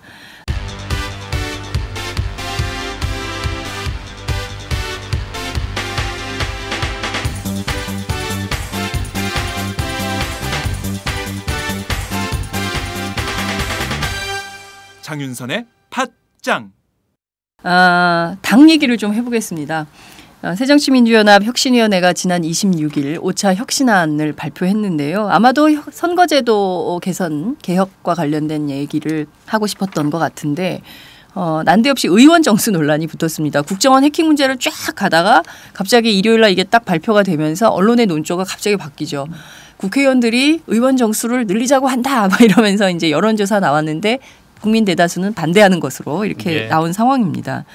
현재 권역별 비례대표제, 중대선거구제, 정치자금법 개정안 등등 요구가 있는데요. 우선 너무 많으니까 하나하나 좀 말씀을 좀 여쭐게요. 권역별 비례대표제는 어떻게 해야 된다고 생각하십니까? 저는 논의 자체가 의원 정수가 아니고 네. 선거제도 개선을 먼저 이야기해야 된다. 그렇게 봅니다. 네. 왜냐하면 지금 현재 소선거구제 하에서는 300명이 전원이 다 바뀌더라도 네. 똑같은 모습으로 일을 할 수밖에 없습니다. 이 제도의 문제입니다. 그래서 먼저 선거제도를 바꾸는 것이 저는 네. 굉장히 중요하다고 보는데요. 네, 네. 선거제도 이야기와 이런 국회의원 정수 문제를 같이 섞어 놓으면 네. 선거제도 이야기가 묻힐 수밖에 없습니다. 숫자 자체가 폭발력 있는 이슈이기 때문에. 그렇습니다. 그래서 저는 적절하지 못했다고 봅니다. 선거제도 이야기를 꺼내야 된다. 네. 근데 그러면 소선거구제를 그러면 어떻게 바꾸는 것이 좋은가? 네. 거기에는 크게 보면 2가지 방법이 있습니다. 네. 하나는 정당 명부식 비례대표제 방법이 있습니다. 네. 그리고 또 다른 방법은 중대선거구제가 있습니다. 네. 여기에 대해서는 저는 치열하게 그 공론화해서 토론을 통해서 어느 한 방향을 잡았으면 좋겠습니다. 네. 그리고 그 중에서 만약에 정당 명부식 비례대표제 쪽으로 방향이 정해진다면 네. 거기서 또 정해야 될 것이 그걸 권역별로 할 건지 네. 아니면 전국 단위로 할 건지 그 논의가 그 다음 순서입니다. 따라서 저는 지금 그 처음부터 권역별 비례대표제 이렇게 꺼낸 것도 네. 저는 그게 제대로 된 접근 방법 아니라고 봅니다. 그렇군요. 자, 말씀하신 대로 지금 선거제도 자체가 너무 기형적이기 때문에 이것을 좀 큰 틀에서 변화가 필요하다. 그것이 어떻게 보면 19대 국회의 가장 중요한 역할 중에 하나이고 국회 정개특위가 담당해야 될 몫이라고 볼 수 있는데 그것이 지금 굉장히 막 착종이 된 거예요. 어떤 사람은 나는 선거제도 얘기했는데 뭐 의원 정수만 또 언론이 막 키우고 있고 그거에 대해서 국민들은 막 반대 여론으로 막 가고 있는데 혁신위 자체가 좀 스탠스를 잘못 잡았다 이렇게 평가를 하시는 거죠. 잘못 그러니까 그 이제 이슈 제기도 적절하지 않았고 네. 의원 정수를 포함했다는 것 자체가요. 그다음 또 두 번째는 시기도 그렇게 적절하진 않았습니다. 네. 예를 들어서 말씀을 드리면 네. 그 저도 의사 출신이니까 네. 수술할 때 네. 어떤 의사분이 그 이 상처를 잘 꿰매려고 네. 꼼꼼하게 시간을 많이 들여서 잘 꿰맸어요. 네. 그 꿰맨 모습을 보니까 너무나 만족하는 겁니다. 근데 시간이 너무 지나서 환자는 죽었어요. 안 되죠, 그러면. 그러면 안 되는 예, 거 아닙니까? 예. 그래서 모든 것들은 다 그 한 부분만 볼 게 아니라 사람 전체로 봐서 그 전체 상황을 잘 보면서 네. 그 수술을 하는 게 의사의 일입니다. 네. 지금 이제 혁신위가 수술하러 들어온 거죠. 그렇습니다. 그러면 지금 당 전체로 봐서 국정원 이슈는 시기가 굉장히 중요하겠죠. 네. 지금 이 시기에 집중을 해야 될 이슈 같으면 네. 사실은 지금 이런 선거제도 부분은 네. 1주, 2주 미뤄도 됩니다. 네. 그런데 왜 지금 했는지 저는 그런 시기에 대해서도 그 잘못된 판단이라고 봅니다. 네, 그렇군요. 국정원 이슈를 잘 밀어가고 있었는데 갑자기 장면이 바뀌면서 몇 바닥씩 전부 그 의원 정수 논란을 가지고 여론조사도 그래서 해야 돼. 사실은 바빠졌어요, 기자들도. 사실 네. 이번 같은 경우는 네. 그 새누리당에서 굉장히 좋아했습니다. 아, 그래요. 국정원 이슈가 묻히거나 뭐 반토막이 났습니다. 그것 때문에. 그렇군요. 아, 참 이런 것들을 보조를 좀 잘 맞춰서 조율해서 좀 하면 좋았을 텐데. 그래서 의사가 수술할 때 네. 상처 부위도 중요하지만 네. 환자의 전체적인 상태를 보고 컨디션을 수술을 보고. 해야 되는 건데요. 아, 그렇군요. 아이고 참 엇박자가 났다 이런 생각이 좀 들기도 하는데요. 말씀하신 대로 권역별 비례대표제냐 그것을 전국구로 할 거냐 정당 득표율에 따라서 전체를 의석을 정할 거냐 아니면은 권역별로 나눠서 뭐 충청도에서 뭐 20% 나오면 20% 뭐 대구 경북에서 30% 나오면 30% 이렇게 나눠서 할 것인지 그 부분에 대해서도 사실 당 내부에서 충분한 토의가 잘 안 됐다. 그리고 또 국회 정개특위에서도 그 부분에 대해서 더 충분한 논의를 해야 된다라는 말씀을 좀 주신 걸로 이해를 하겠는데요.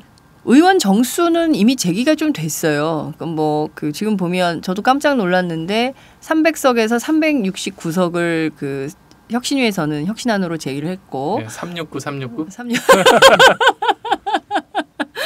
그리고 이어서 이종걸 원내대표는 69명 말고 390으로 이제 더 세게 받은 거죠. 그러면서 이제 이게 됐고 또 어디서는 또 800명까지도 얘기를 하고 뭐 이런 주장이 계속 이제 가고 있는데요. 2012년 대선 때 의원 정수를 축소해야 된다는 입장을 밝히신 바 있습니다. 지금은 좀 어떻게 생각하십니까? 그러니까 그때도 네. 뭐 여러 가지로 제가 왜 의원 수를 줄이는 걸 말을 꺼냈느냐면 네. 정치권에서 먼저 기득권을 내려놔야 국민들로부터 어려운 시기에 협조를 구할 수 있다.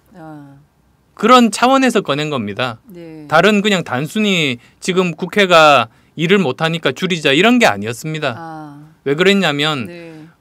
그 2012년 대선 당시에 네. 다음 대통령이 되면 굉장히 상황들이 어려워질 거라고 봤습니다. 경제적으로도 그렇고 외교적으로도 어려운 시기다. 네. 그래서 결국은 국민들로부터 고통 분담해달라고 정치권에서 요청을 해야 되는데 네. 정치권에서는 아무것도 안 내려놓고 요구할 수는 없다고 봤던 거죠. 네. 그래서 먼저 정치권에서 그 내려놓을 수 있는 것이 숫자를 줄이는 길 아니겠는가.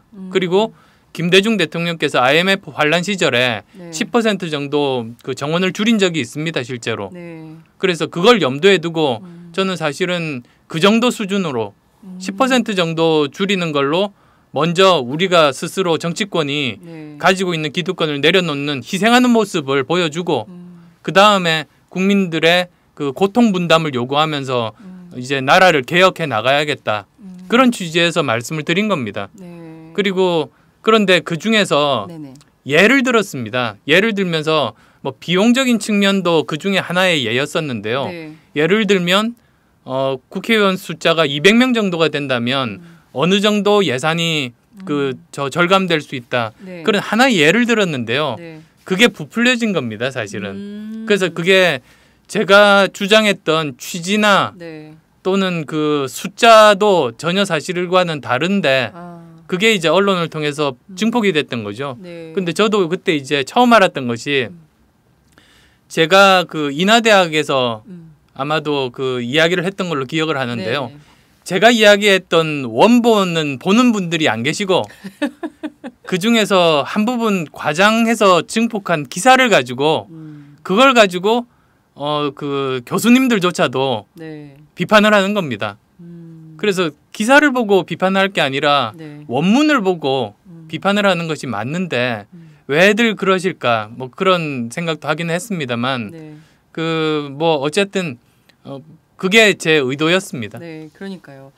다시 원문이 중요해지는 시기인 것 같습니다. 저는 요새 기사 안 보고 원 자료를 뽑아가지고 보거든요. 네네, 그게 정확한 패턴입니다. 왜냐하면 이게 왜곡이 많아요. 그리고 기사를 왜 그렇게 쓰지 다? 그러니까 왜곡된 갑자기. 기사나 네. 제목 장사가 많은데 맞아요. 그 원문을 보면 또는 기사를 보면 네. 제목과는 전혀 다른 그런 것들이 그렇습니다. 너무나 숨은 많이 뜻이 보입니다. 굉장히 많이 보입니다. 국정원 사건도 저도 그런 것들을 많이 느끼기 때문에 원문을 찾아서 원 데이터, 특히 이제 경제개혁, 노동개혁 관련돼서 발표된 것들도 가계부채 관련된 것들도 자꾸 원문을 보게 되는 것 같습니다. 원문을 봐야 거기에 숨은 포인트가 있더라고요. 지금까지 한 6차 혁신안이 발표된 것 같습니다. 시기별로 하나씩 이렇게 발표를 했는데요. 지금까지 발표된 혁신안 가운데 그래도 가장 눈에 띄는 혁신안은 이것이었다. 어떤 것이 있습니까? 굉장히 곤란한 질문을 하시는데요. 네. 그 저는 지금 이제 6차 혁신안까지 내용들을 살펴보면서 네. 그 몇 가지 생각을 했는데요. 네. 그 중에 하나가 혁신의 범위가 좀 좁은 것이 아닌가 그런 문제의식을 가지고 있습니다. 네. 저희 동네 사람들 네. 이제 말씀들을 들어보면 공통적으로 말씀하시는 게 네네. 그 표현 그대로 할게요. 어떤 놈이 공천받든 우린 무슨 상관이냐. 관심이 없습니다. 오히려 야당에 실망하는 많은 분들은 신뢰하기 힘들다. 만약에 기회를 얻어서 정권을 잡더라도 우리나라를 어떻게 운영할 건지 믿고 맡기는데 조금 주저된다. 그런 말씀들을 많이 하세요. 그래서 그 이유가 익숙한 실망감을 계속 주는 새누리당을 찍는 거죠. 나라를 망하게 할 것 같지는 않으니까. 그걸 불식시키는 게 저는 굉장히 중요한 혁신이라고 봅니다. 네. 그리고 그러다 보면 그러면 어떻게 하면 정당을 믿고 맡길 수 있을까? 네. 정당의 가장 기본적인 부분들이 있지 않습니까? 네. 예를 들면 민심을 제대로 파악하는 능력이라든지 네. 또는 어떻게 새로운 인재들을 영입을 할 것인가 그리고 이미 가지고 있는 그러한 인재풀들 네.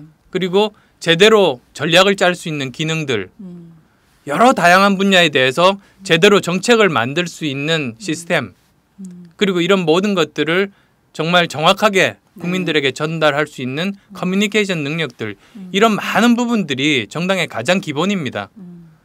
그래서 이런 기본적인 것들도 하지 않고 자기 정당도 혁신하지 못하면서 어떻게 국가를 혁신하겠는가 그런 거죠. 그래서 예를 들자면 민주정책연구원이 있는데요. 네. 지금도 이제 민명두 원장께서 열심히 하고 계십니다만 네. 어떻게 하면 근본적으로 실력을 가진 워싱턴 DC에 있는 싱크탱크 수준으로 끌어올릴 수 있을 것인가 네. 이런 것부터 먼저 해야 됩니다. 그리고 지금 그 혁신 중에서 공천은 일부분일 뿐이죠. 그래서 이제 제가 좀 말이 길었습니다만 네. 지금 혁신안들은 공천과 관련된 부분들에 많이 몰려 있습니다. 사무총장 없애는 것 네. 그게 사실은 그것도 역시 공천과 관련된 부분입니다. 그래서 훨씬 더 좀 범위를 넓혀야 된다. 이런 네. 문제의식을 제가 가지고 있고요. 네. 두 번째로 제가 이렇게 보면서 가진 그 문제의식 중에 하나는 너무 제도로만 접근합니다. 제도만 바뀐다고 정당이 혁신되는 건 아니거든요. 네. 항상 중요한 것은 사람과 운용입니다. 그리고 실행입니다. 네. 그런데 그 부분들 없이 그냥 단순하게 제도만 바뀌면 모든 게 잘 될 거다. 절대로 그렇지 않습니다.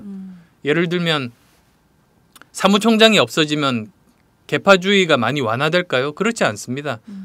그 핵심 문제를 건드리지 않으면 또 다른 형태로 바뀐 체계 하에서 조직 하에서 또 다른 형태로 그런 것들이 발현될 수밖에 없어요. 그러니까 모든 거를 그냥 제도로만 접근하는 건 문제 해결의 근본적인 접근 방식은 아닌 거죠. 그러니까요. 저는 사무총장을 없애는 것이 그렇게 중요한 혁신안인지 이번에 처음 알았습니다. 저는 사실 당의 사무총장이 사실 돈을 만지는 부서잖아요. 그래서 선거 때도 보면 늘 그래서 그냥 예산 담당하는 부서인가 보다 생각했는데 그렇게 중요한 파워가 있었구나라는 거를 새정치민주연합 그렇게 오랫동안 출입하면서 이번에 처음 알게 됐는데요. 근데 여기에 이런 문제도 있어요. 사무총장 없앤다. 그래서 그러면 앞으로 그런 일을 어떻게 하는 거지 했더니 총무본부장을 새로 신설한다는 거예요. 그러면 사무총장이나 총무본부장이나 이름만 바뀐 거지 역할은 똑같은 거 아닌가라고 했더니 최재성 의원이 또 간다면서요. 그러면 명패만 바뀐 거지 실제로 바뀐 내용은 없는 거 아닌가라는 생각을 저는 하게 되더라고요. 권한 예를 들면 그 인사권한. 조직 인사 권한을 다른 쪽에 주기는 했습니다만 뭐 말씀하신 문제의식 그대로 유효합니다. 그러니까요. 말씀하신 대로 제도로 접근하기보다는 결국엔 사람의 문제 그리고 이 사람들이 어떻게 운용을 하는가가 굉장히 중요하고 제기된 이슈들에 대해서는 분명하고 또 바르고 정확하게 실천하고 매듭을 짓는 역할. 저는 이 당 출입하면서 제일 안타까운 게요. 늘 뒤가 물러요. 처음에는 와 하고 했다가 나중에 보면 그 누가 담당 모르겠는데 이렇게 돼요. 그래서 저는 그거를 정말 잘해야 될 것 같다는 생각이 좀 들고 신뢰 회복 굉장히 중요하고요. 저는 좀 자신감이 있었으면 좋겠다는 생각도 들더라고요. 그 늘 보면 열패감에 빠져 있으신 것 같아요. 의원님들 우리는 수가 적어서 우리는 이래서 안 돼 저래서 안 돼 늘 안 되는 이유는 수천 가지. 130명이 할 말은 아니죠. 그러니까요. 그리고 저는 뭐 자신감을 가져야 되는 부분들이 많다고 생각합니다. 뭐 예를 들자면 제가 작년 말부터 시작해서 경제 성장 담론을 계속 만들어 왔습니다. 그래서 완성을 했던 것이 공정 성장론인데요. 저는 지금 자신이 있는 것이 이것은 새누리당이 와서도 붙어도 이길 자신이 있습니다. 제대로 된 우리 방식의 그 성장하고 특히 이제 그러면 청년 일자리를 만들 수 있고 이런 정말로 구체적인 정책 과제들까지 다 만들어 놨습니다. 그렇군요. 언제 한번 따로 공정 성장 담론 이 부분에 대해서 한번 따로 별도로 경제 분야만 한번 묶어서 한번 말씀을 좀 드릴 수 있는. 그래서 저는 이런 정책 분야도 그렇고 여러 가지로 우리가 자신감을 가질 수 있는 분야들이 많고 저는 저뿐만 아니고 그 말씀 드리려고 했던 건 아니고 각 의원들을 보면 각 분야에서 정말로 열심히 일을 하세요. 맞아요. 저는 뭐 하나의 예로 전순옥 의원과 말씀을 나누고 하면서 참 놀랬던 것이 그분이 가지고 있는 관심이 있는 분야가 소상공인 중에서도 소공인입니다. 소공인. 소상공인 이렇게 묻기에는 소상인과 소공인이 특성이 굉장히 다르다. 그래서 소공인을 어떻게 하면 자리 잡을 것인지를 처음 임기 시작부터 지금까지 열심히 최선을 다해서 밀어붙입니다. 그러면서 제가 깨달았던 게 국회의원 한 사람이 한 가지 중요한 사안에 대해서 열심히 하면 저렇게 차이를 만들어낼 수 있구나. 그분의 노력으로 중소기업청 내부 조직도 바뀌고 여러 가지 정책들도 새롭게 만들어지고 여러 가지 활동들이 활발하게 전개가 되고 있습니다. 그렇군요. 그래서 이런 우리 130명 의원 중에는 그런 분들이 많습니다. 그래서 개개인들이 다 자신감을 가지고 가질 수 있고 네. 이런 부분들을 당 전체가 또 공유하면 네. 그러면 저는 훨씬 더 발전 가능성 많다고 봅니다. 그러니까요. 좀 다양하게 접근해서 모든 분야에 모든 사람이 전문가가 될 수는 없잖아요. 예, 예. 네, 그러니까 그 의원님께서는 사이버 관련 전문가시기 때문에 딱 이런 분야에서 전문성을 발휘해 주시고 또 다른 분들은 다른 분야에서 전문성을 발휘해 주시면서 어떤 이 당이 문제 해결 능력이 있는 당이다. 문제가 생기면 이 당에서 솔루션이 있다라는 게 입증이 되면 지지율도 오르지 않을까요? 예, 예. 각자가 가진 문제 해결 능력들을 네. 최대한 발휘하고 네. 또 그것을 국민들에게 제대로 알리고 그것을 당 전체가 공유하고 네. 그런 게 지금 중요한 시기 아닌가 봅니다. 네.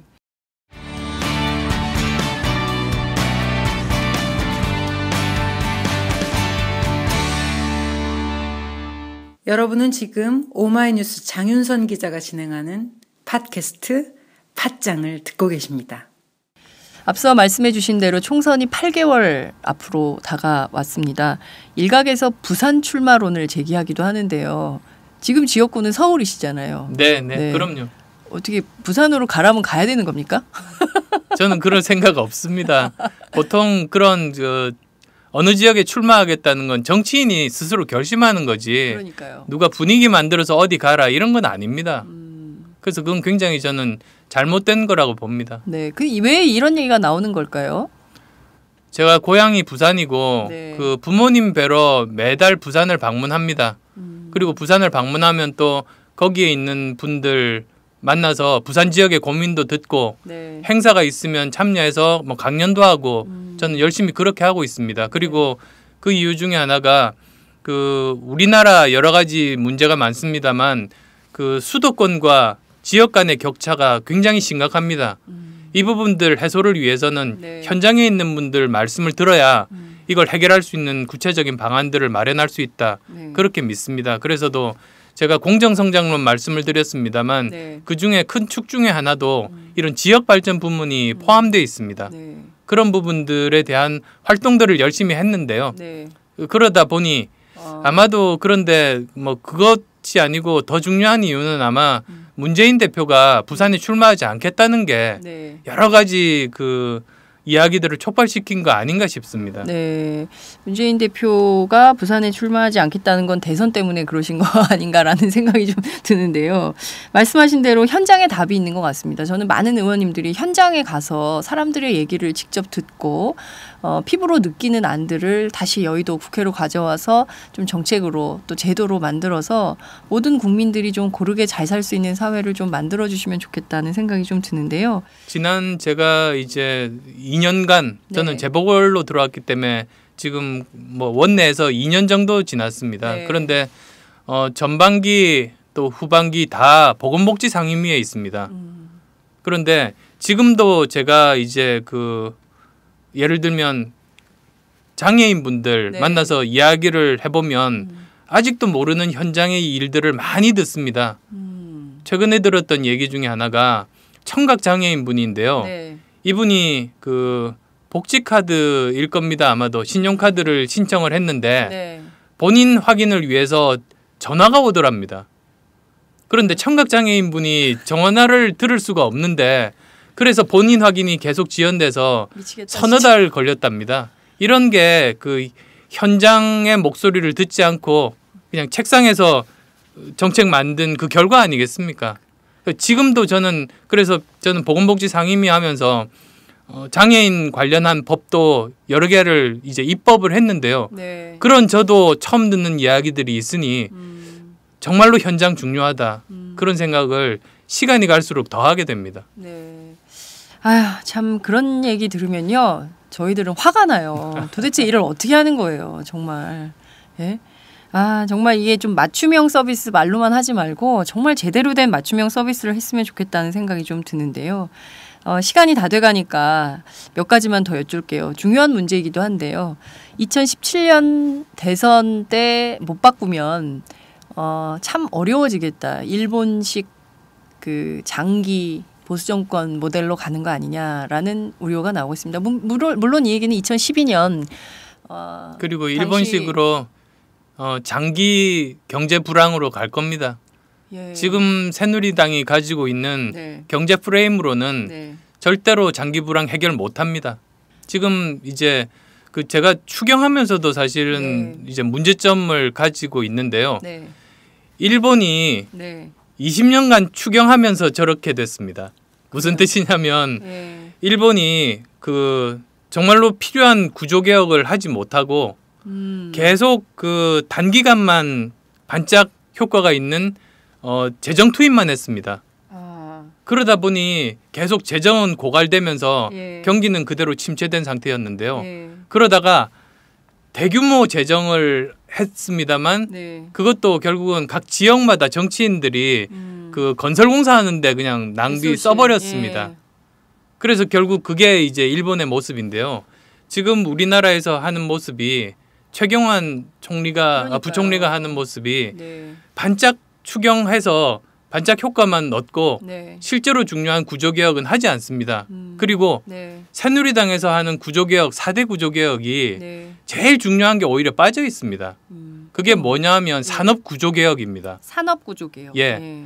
이 산업구조개혁이 되지 않으면 네. 나머지 개혁들은 지금 현재 상태에서 그 어떻게 하면 성장할 수 있다 이게 아니고 네. 절감 이런 식입니다. 아. 새로운 성장 동력에 대한 게 거기는 없습니다. 그런데 새로운 성장 동력은 어디서 생기냐면 예. 중소기업도 열심히 노력하면 네. 대기업이 될 수 있는 산업 구조를 만들어야 새로운 성장이 됩니다. 그렇죠. 그런데 그 부분에 대해서 새누리당에서 전혀 뭐 4대 개혁에 들어있지도 않습니다. 그래서 그 부분들을 제대로 정리한 게 네. 제가 말씀드렸던 그 공정 성장론의 네. 핵심인데요. 네. 그런 부분들 새누리당에서 하기 네. 힘듭니다. 인식이 많이 다를 것 같아요. 새누리당에 있는 이른바 경제 전문가들이 갖고 있는 인식은 재벌 중심의 경제 체제를 더 공고화하고 뭐 노동자들, 서민들 뭐 힘들 수도 있지만 그거는 감내를 하고 허리띠를 졸라매서 국가 발전에 이바지를 해야 된다라는 생각을 갖고 있지 않을까라는 생각이 좀 드는데요. 그 점은 정말 큰 틀에서 한번 정말 저희 프로그램의 애청자들을 위해서 한번 설명을 해주시면 좋겠다는 생각이 좀 듭니다.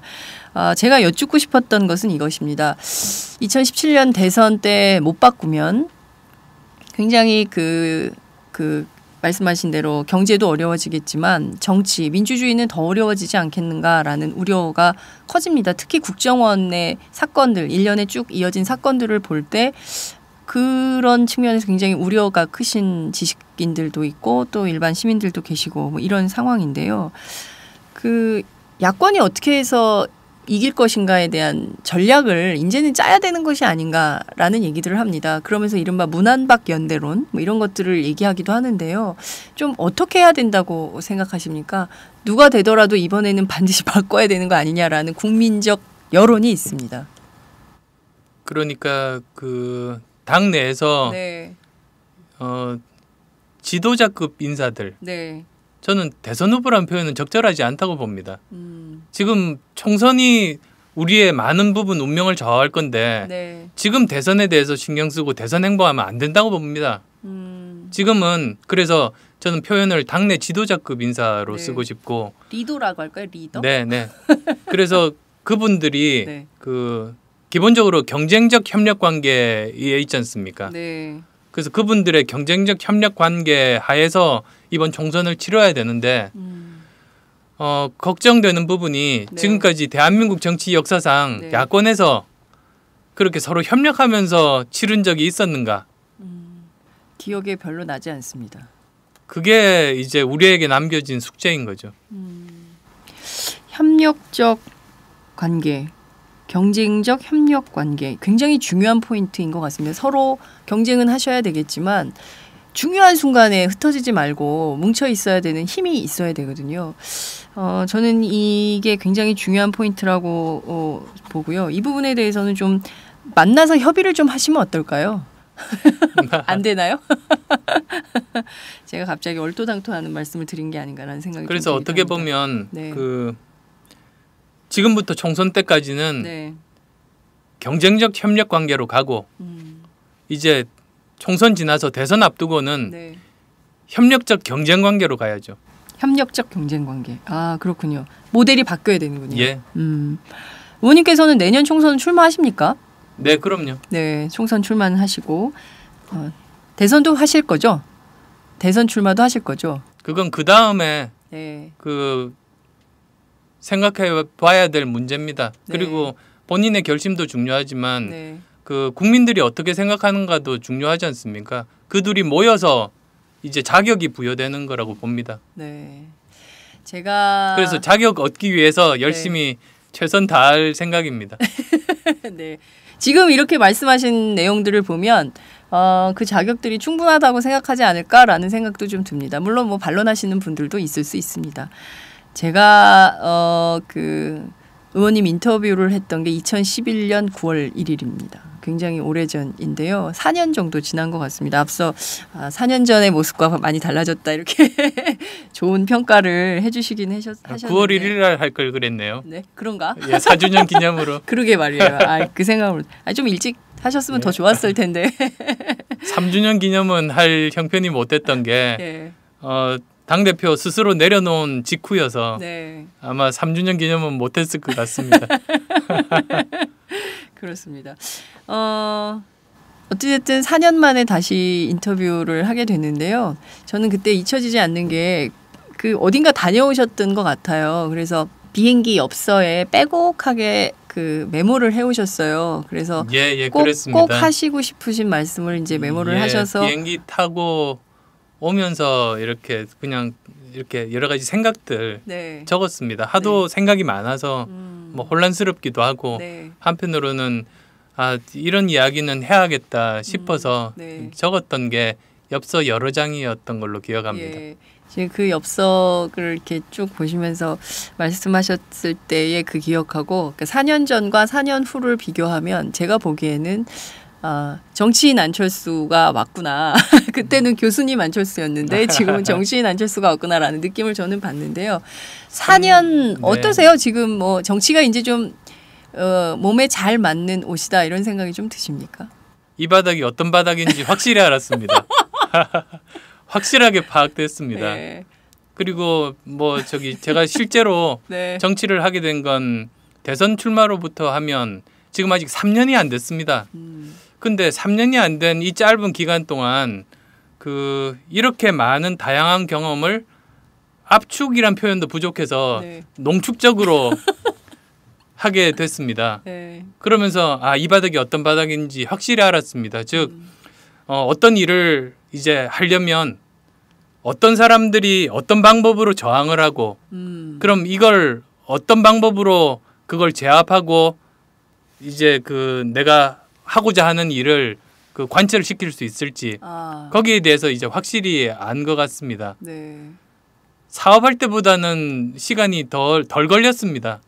왜냐하면 사업할 때는 의대 교수하다가 네. 접고 완전히 중소기업 사장부터 시작을 했는데요. 네. 첫 4년 정도를 거의 매달 돈 꾸러 다녔죠. 그리고 언제 망할 줄 모르고 그래서 사업이라는 게 뭐고 그 바닥이 어떤지 아는데 한 4년 정도 걸렸었거든요. 네.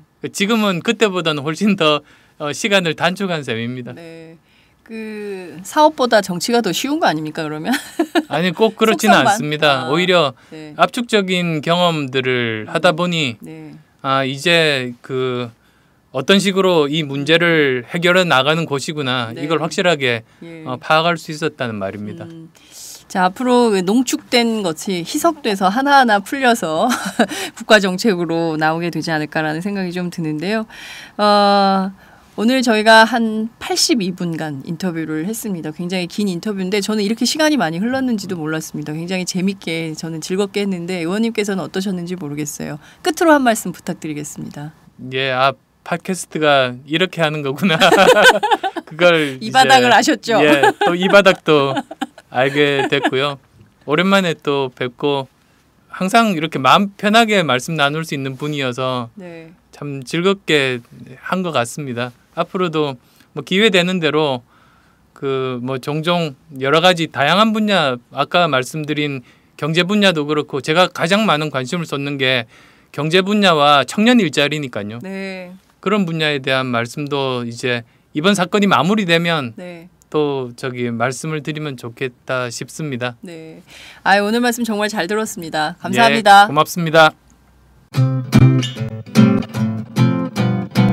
제가 오마이뉴스 10만인 클럽 후원한 지 솔직히 얼마 안 됐어요. 최근 얼마 전부터 제가 하기 시작했는데 그 이유는 지금 제대로 된 언론이 없는 시대에 살고 있잖아요. 그래서 제대로 된 언론에게 힘을 보태줘야겠다는 생각이 들어서 진짜 작지만 한 사람의 10,000원이지만 이게 모이면 제대로 된 언론의 역할을 해줘 오마이뉴스가 힘을 받아서 좀 더 많은 사람들에게 제대로 된 언론의 역할을 보여줄 수 있지 않을까 그런 응원의 마음으로 가입하게 됐고 그래서 여동생한테도 권해서 같이 하자 좋은 일이니까 그렇게 하게 됐고요. 그리고 또 바라는 게 있다면 아무래도 인터넷 뉴스니까 인터넷으로만 이제 기사를 많이 접하시잖아요. 그래서 페이스북이나 트위터, 인터넷을 많이 접하지 않는 분들에게 어떻게 하면 이 바른 언론의 소리가 전달될까 이런 것도 좀 더 고민하셔서 맨날 TV 종편만 보시는 그런 어르신들에게도 어떻게 하면 이 바른 언론이 전해질 수 있을까를 좀 오마이뉴스가 고민해봐 주셨으면 그래서 우리가 정말 너무 다른 세상에 사는 게 아니라 하나의 소리를 좀 같이 나눠서 듣고 공감할 수 있는 그런 시대가 됐으면 좋겠습니다. 네, 너무 축하드립니다. 6주년.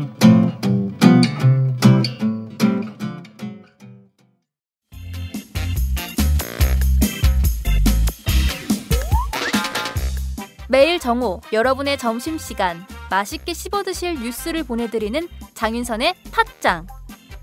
매일나 신선한 뉴스를 맛보고 싶으시다고요? 보수 언론이 대충 훑고 지나간 뉴스 그 이면의 진실을 알고 싶으시다고요? 그렇다면 여러분의 곁에 장윤선의 팟짱이 있습니다. 좋아요와 구독하기로 응원해주세요.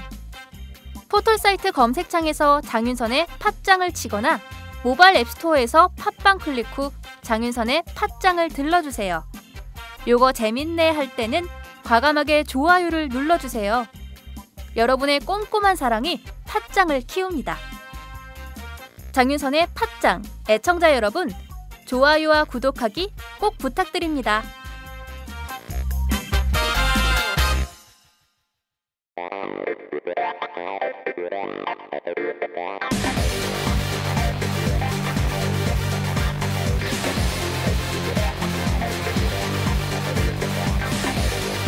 정보가 있는 시사 토크쇼 장윤선의 팟짱.